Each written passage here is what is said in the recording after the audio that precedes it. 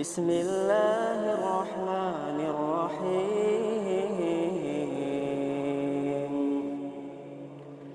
كافها يا عين صاد ذكر رحمة ربك عبده زكريا إذ نادى ربه نداء خفيا قال رب إني وهن العظم مني واشتعل الرأس شيبا ولم أكن بدعائك رب شقيا وإني خفت الموالي من ورائي وكانت امرأتي عاقرا فهب لي من لدنك وليا يرثني ويرث من آل يعقوب واجعله رب رضيا يا زكريا إنا نبشرك بغلام اسمه يحيى لم نجعل له من قبل سميا قال رب أنى يكون لي غلام وكانت امرأتي عاقرا وقد بلغت من الكبر عتيا صدق الله العظيم. Bismillahirrahmanirrahim. Hamdan lillahi ala ni'matil qanaah. Hamdan lillahi ala al-asli at-tayyibi wan niyatis safiyah. Hamdan lillahi ala ad-dhamiril hayyi wan nafsis sawiyah.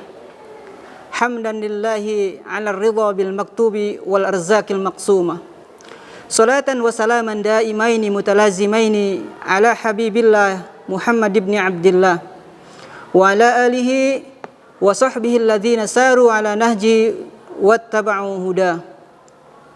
Qala ta'ala fi muhkami tanzilih a'udzu billahi minasyaitonir rajim man jaa'a bil hasanati falahu 'ashru amsalha wa man jaa'a bis sayyi'ati fala yujza illa mithlaha wa hum la yuzlamun. Qala Rasulullah sallallahu alaihi wasallam fi haditsih man kanatil akhiratu niyatahu jama'a Allahu amrahu wa ja'ala ghinahu fi qalbihi wa atathu ad-dunya wa hiya raghimatun. Ma'asyiral muslimin rahimakumullah.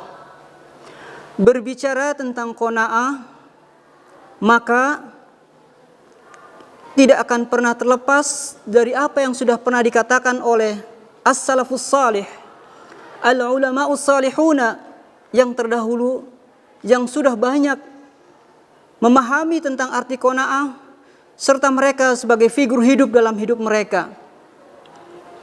Oleh karena itu, izinkan saya di sini ingin menyampaikan tentang al-qanaah.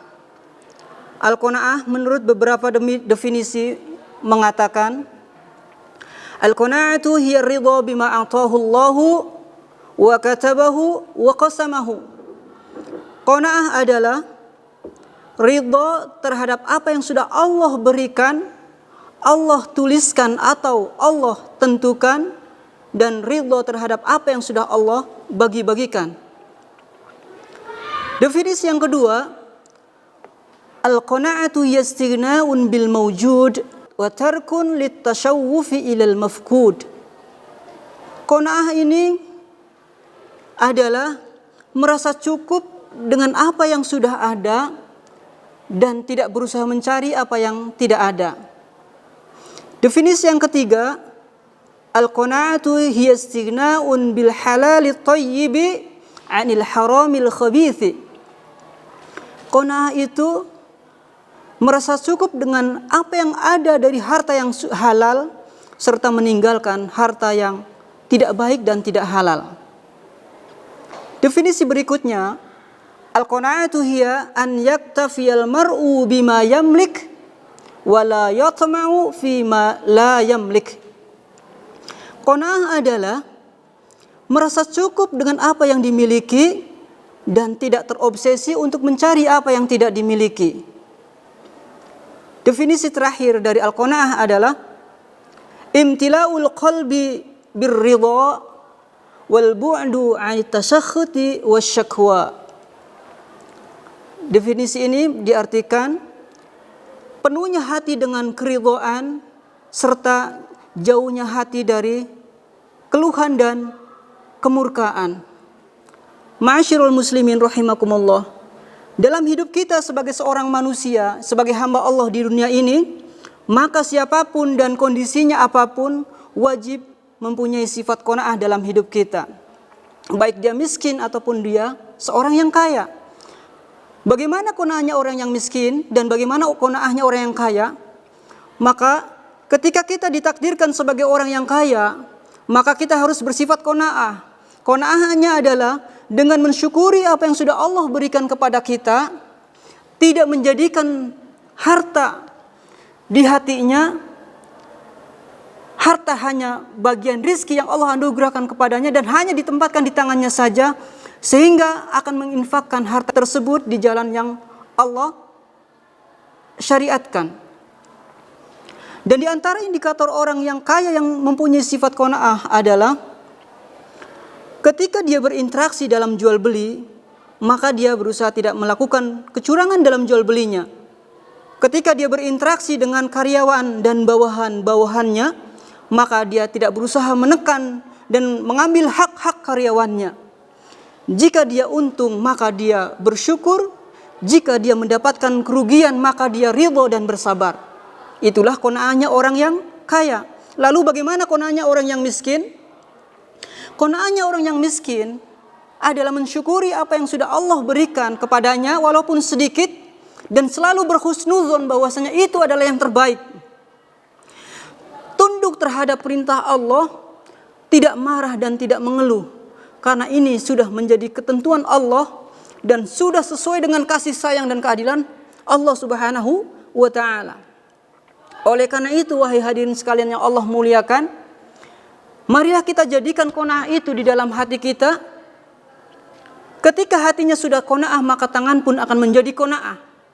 Ketika hatinya merasa kurang dan selalu kurang, maka tangan pun akan selalu kurang, sehingga dia akan menekan dan mengambil semua hak yang ada di sekelilingnya.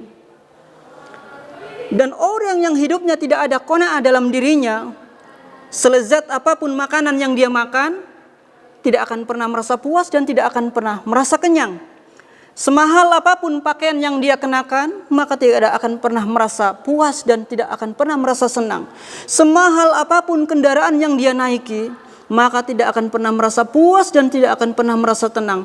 Semewah apapun tempat tinggal yang dia diami, maka tidak akan pernah merasa nyaman dan tidak pernah merasa puas. Oleh karena itu, wahai ma'asyiral muslimin rahimakumullah, bagaimana kita sebagai seorang mukmin, seorang muslim bisa menumbuhkan sifat qanaah dalam diri kita? Maka setidaknya ada 4 hal yang akan saya sampaikan dalam hal ini. Mudah-mudahan ini akan membimbing kita untuk menjadi orang yang mempunyai sifat qanaah dalam diri kita. Yang pertama adalah meyakini bahwasanya rizki adalah dari Allah Subhanahu wa ta'ala. Semua makhluk yang ada di muka bumi ini hanya bagian dari perantara saja. Sehingga kita yakin bahwasanya Allah Maha Adil, Allah Maha Sayang, Allah tidak akan pernah menzalimi hambanya sedikit pun.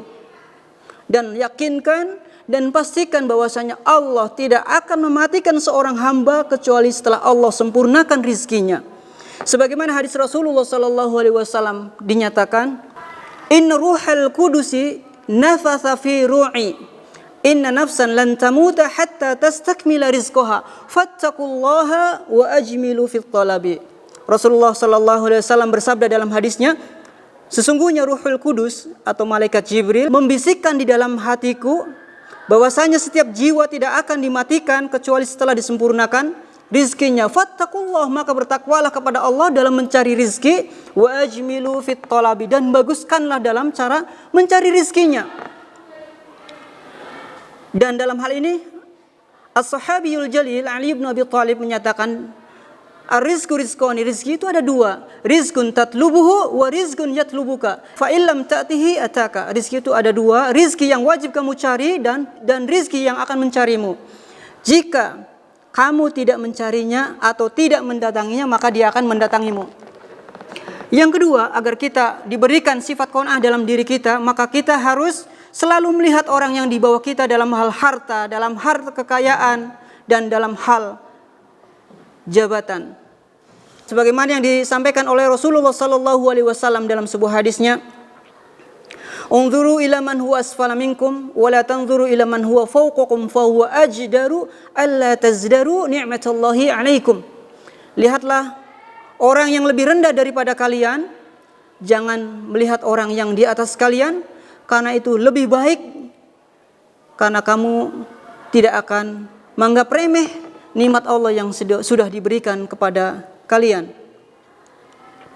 Yang ketiga, agar kita mampu menumbuhkan sifat qanaah dalam diri kita, maka kita harus memahami dan meyakini bahwasanya hidup kita sebagai manusia di muka bumi ini, kaya ataupun miskin adalah bagian daripada ujian. Ketika kita dihidupkan sebagai orang kaya, maka kita akan diuji dengan kekayaan kita. Ketika kita hidup sebagai seorang yang miskin, maka Allah juga akan menguji kita dengan kemiskinan kita. Sebagaimana Allah berfirman dalam ayat Al-Quran, "Wa'lamu annama amwalukum wa auladukum fitnah, wa annallaha 'indahu ajrun 'azim." Dan ketahuilah bahwasanya hartamu, anak-anakmu hanyalah sebagai cobaan. Dan sesungguhnya hanya di sisi Allah lah terdapat pahala yang besar. Oleh karena itu, ketika Allah menganugerahkan rizki kepada kita, harta yang banyak kepada kita, maka nafkahkanlah di jalan Allah. Ketika Allah menganugerahkan anak-anak kepada kita, maka didiklah dengan pendidikan yang diridhoi oleh Allah, sehingga kita akan mendapatkan pahala yang besar di sisi Allah Subhanahu wa ta'ala. Yang terakhir yang harus kita lakukan ketika kita ingin menumbuhkan sifat qanaah dalam diri kita, yaitu kita harus banyak belajar dari hidup orang-orang yang Allah anugerahkan kepada mereka sifat qanaah dalam hidupnya.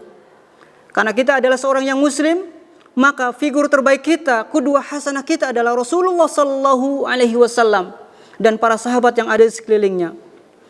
Ambil satu hadis yang pernah diriwayatkan oleh Ibnu Mas'ud radhiyallahu anhu dalam sebuah hadisnya. Nama Rasulullah sallallahu alaihi wasallam ala hasirin faqama wa qad athara fi janbih.